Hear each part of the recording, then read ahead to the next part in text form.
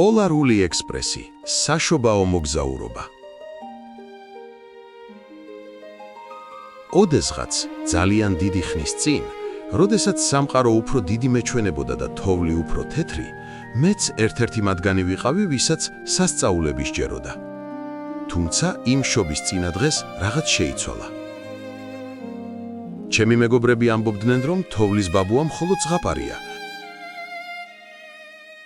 რომ ირმები არ დაფრინავენ და რომ ჩრდილოეთ პოლუსი უბრალოდ ყინულის უდაბნოა. იმ ღამეს ჩემს ოთახში ვიწეთი, სუნთქვა გაკავებული უსმენდი ღამის სიჩუმეს და ველოდებოდი. ველოდებოდი ისეთ ხმას, რომელიც ჩემს ეჭვებს გაფანტავდა. გარეთ ყინავდა, უცებ შუაღამისას სახლი შეზანზარდა. ეს არ იყო ქარი, ეს იყო მძიმე ლითონის ხმაური, რომელიც სულ უფრო ახლოვდებოდა. ლოგინიდან წამოვხდი, ხალათი მოვიცვი და ფანჯარაში გავიხედე. ის, რაც დავინახე, შეუძლებელი იყო. ჩვენს ქუჩაზე, პირდაპირ თოვლით დაფარულ ასფალტზე, უზარმაზარი შავი ორთქლმავალი იდგა. მისი რკინის კორპუსი მთვარის შუქზე პრიალებდა, ხოლო საკვამურიდან ამოსული თეთრი ორთქლი ვარსკვლავებს ფარავდა. სახლიდან ჩუმად გავედი. ცივმა ჰაერმა ლოყები დამისერა. მატარებლის წინ კონდუქტორი იდგა, წელში გამართული კაცი ლურჯი პალტოთი. ყველა მგზავრი ადგილზე პოლარული ექსპრესი გადის.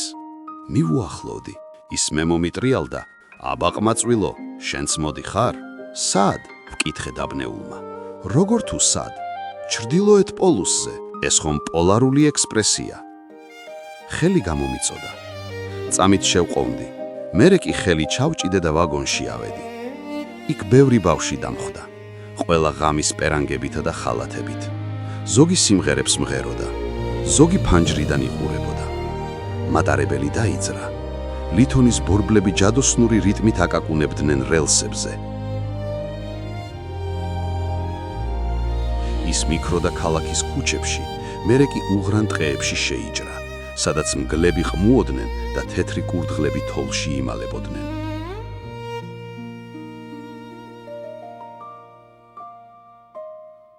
მალე ვაგონში ოფიციანტები შემოვიდნენ. მათ ვერცხლის ლანგრებით მოჰქონდათ ცხელი შოკოლადი, ისეთი სქელი და ტკბილი, როგორიც მანამდე არასდროს გამესინჯა. ჩვენ ვსვამდით ამ სასწაულებრივ სასმელს და ვუყურებდით, როგორ იცვლებოდა პეიზაჟი.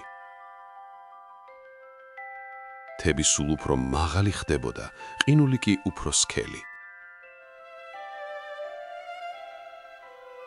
ჰაერში თითქოს თავად ზამთრის სუნთქვა იგრძნობოდა, სუფთა, ვარსკვლავური მტვრით გაჯერებული. იმ წამს მივხვდი, რომ სამყარო ბევრად უფრო საოცარი ადგილია, ვიდრე ამას ჩემი ეჭვიანი მეგობრები ამბობდნენ. ერთ მომენტში, როცა ვაგონებს შორის გადავდიოდი, ერთი უცნაური კაცი დავინახე. ის იჯდა და ყავას სვამდა. ის არც ბავშვი იყო და არც ჩვეულებრივი მგზავრი. გჯერა, მკითხა მან და ქარს გახედა. მინდა რომ მჯეროდეს, ვუპასუხე მე. რწმენა ის კი არ არის, რასაც ხედავ, არამედ ის, რასაც გულით გრძნობ, თქვა მან და გაუჩინარდა, თითქოს თოვლის ფანტელებად იქცაო. მატარებელი სულ უფრო ჩრდილოეთით მიდიოდა. ჩვენ გადავიარეთ ყინულის ზღვა და ბოლოს შორს ჰორიზონტზე ათასობით სინათლე დავინახეთ. ამ სინათლეების დანახვაზე გული ამიჩქარდა. მივხვდი, რომ ზღაპარი, რომელიც აქამდე მხოლოდ წიგნებში მეგონა, რეალობად იქცა. აი, ისიც, დაიძახა კონდუქტორმა, ჩრდილოეთ პოლუსი. ეს იყო უზარმაზარი, ზღაპრული ქალაქი, რომელიც ყინულისგან და ოქროსგან აეგოთ. ქუჩები სავსე იყო ელფებით, პატარა მხიარული არსებებით, რომლებიც შობისთვის ემზადებოდნენ.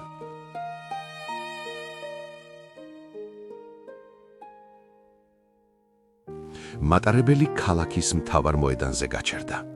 იქ ათასობით ელფი შეკრებილიყო და ყველანი ერთად რაღაცას ელოდნენ. უცებ სიჩუმე ჩამოვარდა. შორიდან ზარების წკრიალი გაისმა. მაგიური ირმები, რომლებიც ჰაერში მოქროდნენ, ვერცხლის ციგას მოაფრენდნენ. ციგიდან გადმოვიდა ის, თოვლის ბაბუა. ზუსტად ისეთი იყო, როგორცაც დედა მიხატავდა, თეთრი, გრძელი წვერით, თბილი თვალებით და წითელი სამოსით. მან ბავშვებს გადახედა და მერე ჩემზე შეაჩერა მზერა. მოდი აქ, ჩემო პატარა მეგობარო, მითხრა მან.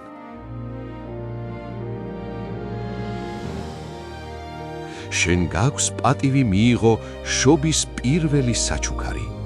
რას ისურვებდი? მე ირმებს შევხედე. მათ აღვირებზე ლამაზი ვერცხლის ზარები ეკიდათ. მათი ხმა ისეთი წმინდა და ჯადოსნური იყო, რომ სუნთქვა მეკვროდა. მე ზარი მინდა, ვთქვი ჩუმად. თოვლის ბაბუამ ერთ-ერთი ირმის აღვირიდან პატარა ზარი მოხსნა და ხელში ჩამიდო. ის ცივი იყო, მაგრამ ხელს მიტბობდა. დაიმახსოვრე, ეს ზარი მხოლოდ მათთვის რეკავს, ვისაც გულით სჯერა. ზარი ხალათის ჯიბეში ჩავიდე. მალე მატარებელში დაბრუნების დრო დადგა. როცა ჩემს სავარძელში დავჯექი, სხვა ბავშვებმა მთხოვეს მათთვისაც მეჩვენებინა. ხელი ჯიბეში ჩავყავი და სიცივემ დამიარა. ჯიბე დახეული იყო, ზარი დაკარგულიყო. გული ჩამეწყვიტა, მინდოდა მატარებელი გამეჩერებინა, მაგრამ უკვე გვიანი იყო. ჩვენ შინისკენ მივქროდით. ფანჯრიდან ვხედავდი, როგორ ქრებოდა ჩრდილოეთის ნათება და როგორ ვუბრუნდებოდით ყოველდღიურობას, სადაც სასწაულები ხშირად შეუმჩნეველი რჩება. მატარებელი სულ უფრო შორდებოდა იმ ჯადოსნურ სამყაროს. ვცდილობდი თითეული წამი მეხსიერებაში ჩამებეჭდა, ცხელი შოკოლადის გემო და თოვლის ბაბუას თბილი მზერა. მჯეროდა, რომ თუ ძალიან მოვინდომებდი, ამ მოგონებებს ვერასდროს დავკარგავდი. სახლში სევდიანი დავბრუნდი. ჩემს ოთახში შევიპარე და დავიძინე. იმ ღამეს სიზმრებშიც კი მესმოდა ზარის წკრიალი, რომელიც ახლა ასე ძალიან მაკლდა. მეორე დილას, შობის გათენებისას ნაძვის ხესთან მივედი.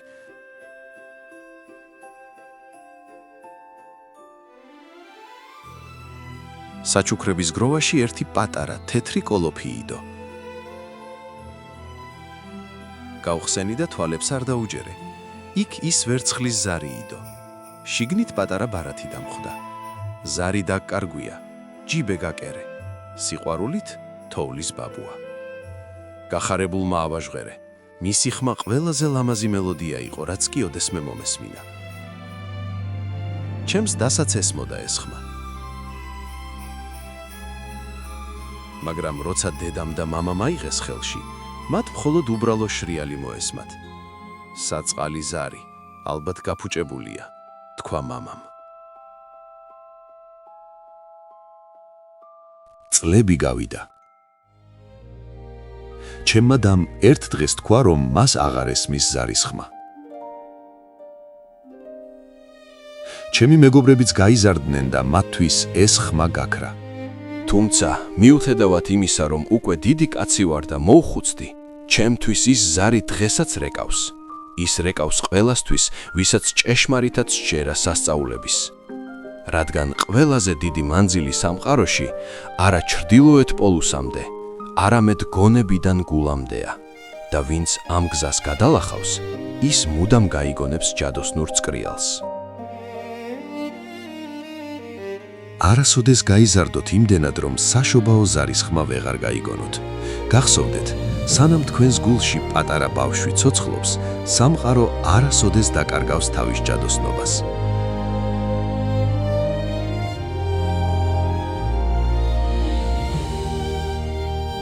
გამოიწერეთ არხი ზღაპრების სამყარო და მოიწონეთ ვიდეო, რათა არ გამოტოვოთ ახალი საინტერესო ანიმაციები და ზღაპრები.